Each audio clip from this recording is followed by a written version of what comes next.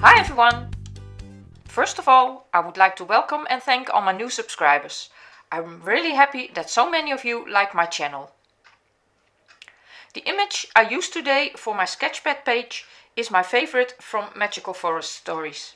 It's so beautiful and vibrant, and because I bought some new distress oxides that fit this image perfectly, I could finally use it.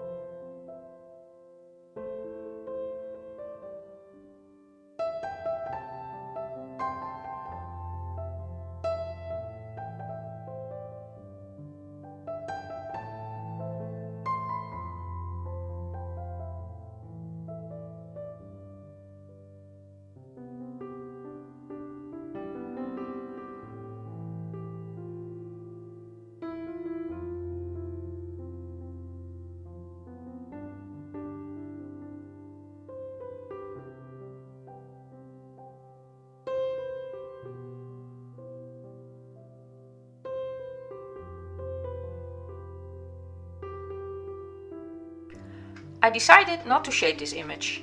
There is so much going on, I found it very hard to decide what and what not to shade. But I don't miss it. I like it the way it is. I hope you like it too, that you got inspired. Thank you for watching. Until next time. Bye!